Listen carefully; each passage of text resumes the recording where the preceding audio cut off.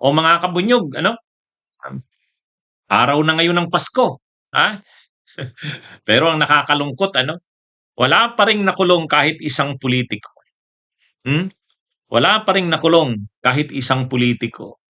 Nung nakaraang araw, nung pumasok yung December 15, ay 'di ba ang sabi noon ni Ombudsman Boying Rimulya, pag December 15 lalabas na ang mga arrest warrants. Mga ilang arrest warrants daw ang lalabas. Sigurado daw 'yan, mayroong malalaking isda diyan. Pag sinabing malalaking isda, big fish, mga politiko 'yan. Either senador or kung mga congressmen. Nung hindi nangyari yan nung December 15, sabi natin, hayaan nyo, December 15 pa lang naman. Ang sabi naman, siguradong may mga magpapaskong politiko sa loob ng kulungan. O ngayon, sa bagay, sa atin namang mga Pilipino, ang hanggang December 31, hanggang New Year, January 1, Pasko pa rin naman yan. Baka sabihin nila, hindi, mayroon pa rin, December 26, bukas, 26, 27, 28, 29, abangan nyo, may posibleng mangyari. Mga kabunyog, mga kababayan. Ang malungkot dito, itong linggong ito, biglang nawala si Ombudsman Boying Rimulya. Di ba biglang ng ibang bansa? Biglang ng ibang bansa. Pasalamat sila, ano, ang mga nasa gobyerno kasi natabunan ng balita kay Catalina Cabral. Kaya nitong linggong ito, nitong mga nakaraang araw hanggang ngayon, Catalina Cabral ang pinag-uusapan. So yung pangako na may makukulong na mga politiko panahon ng Pasko o bago magpasko, walang nangyari. Mga kabunyog, mga kababayan. Ang tanging nakulong lang na medyo malaking isda pero hindi naman politiko si Sara Diskaya. Mga kabunyog, mga kababayan. Kaya nakakalungkot itong nangyaring ito. Anyway, mga kabunyog, mayroon pa namang 26, 27, 28, 29, 30. Bahagi pa naman yan ng Kapaskuhan. Pwede namang sabihin nila, Ombudsman Boying Rimulya, hindi, ang sabi namin, may magpapasko sa kulungan ng mga politiko. O sige, sa atin naman ang Christmas hanggang January, itong bagong taon, Pasko pa rin yan. Anyway, mga kabunyog, mga kababayan, ito ang malaking challenge sa administrasyon ni PBBM pagpasok ng 2026. Pagpasok ng 2026 at walang napakulong na mga politiko, ay wala. Magagalit na talaga ang tao, mga kabunyog. Tama si Rogelio Dabay, baka sa sunod na Pasko 2026. Alam nyo kasi, ang kasi dito, ang lagi kasing sinasabi, hindi naman kasi madali magkaso sa mga yan. Pinag-aaralan naman yan. Okay, balikan natin. Kailan ba inanunsyo ni PBBM itong mga politikong ito, itong mga kontraktor na ito, itong korupsyon na ito? Ay di ba July? July yan eh. O anong buwan na ngayon? July, August, September, October, November, December. 5 buwan na ang nakakaraan. Mga kabunyog.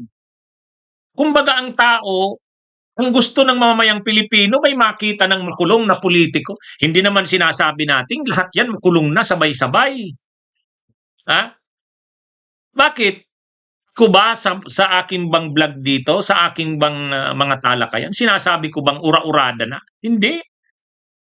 Sinasabi natin, at least bago magpasko, may makita na tayong makulong. Hindi naman natin sinabing lahat ng politiko. Kaya lang kahit isa wala man lang. Kahit isa wala man lang. Kahit isa. Di ba? Bakit? Napakahirap bang may makasuhan kahit man lang isa? Hindi, sa totoo lang. Ito eh. At habang dumadaan ang mga araw, anong nangyayari? Nakatakas na si Saldico, nahihirapan ng pabalikin. Si Manuel Bunuan, nandun na sa United States, hindi naman bumalik noong December 17. Di ba? Nagpakamatay na si Cabral. Wala na, nawawala na. Kumbaga dumadaan ang bawat araw eh. Ngayon, mag-ano tayo, sasabihin natin masyadong nagmamadali ang mga Pilipino. Hindi nagmamadali ang mga Pilipino. Napakabait nga ng mga Pilipino. Hindi, mga kabunyog. Sa tingin nyo ba tayong mga Pilipino masyado tayong demanding? O sige nga. Oh, tayo ba dito masyadong demanding? Hindi tayo masyadong demanding. Lagi tayong nasa pag-unawa. Oh, kaya lang kung ganito ang nangyayari, nakatakas na sila Saldico, hindi pa napapabalik. Si Manuel Bunuan, nandun na sa United States, sabi December 17 babalik, hindi naman bumalik. Oh, si Yussi Cabral nagpakamatay na. Oh, hindi na makukumpirma yung Cabral files. Wala, hindi na. Nawala na si Cabral. At ito mga kabunyog, wala pa ni isang nakukulong na politiko. Okay, may nakulong na mga DPWH officials. Yung mga officials ng Region 4B. Yung mga officials ng DPWH sa Davao Region. Tapos si Sara Diskaya nakulong. Okay, pero nasaan ang politiko? Nasaan ang congressman? Nasaan ang senador? Ang sabi ni Sobrang Init, masyado daw tayo nagmamanali. 5 buwan na ang nakaraan, nagmamadali pa rin tayo niyan. Mga kabunyog, alam nyo, kung bawat araw na ganitong nangyayari, pabor ito sa mga Duterte. Yun ang malungkot dito. Pabor ito sa mga Duterte. Kasi ang gusto ng mga Duterte ay hindi magtagumpay ang kampanyang ito sa korupsyon. Yung mga supporters ng Duterte at yung mga DDS, gusto nila mag-fail ito, pumalpak ito. Kasi pag pumalpak ito, may rason na. May rason na para mag-create na naman sila ng mga kaguluhan. Yan yun. Tayo, gusto nating mag-succeed ito. Gusto nating mapanagot ang dapat managot. Pag hindi ito napanagot, wala. Lalakas na naman ang loob ng mga DDS. Kasi yung mga DDS, ganyan yan eh. Bakit gusto nating mag-succeed ang kampanya laban sa korupsyon? Para hindi magkagulo ang bayan natin.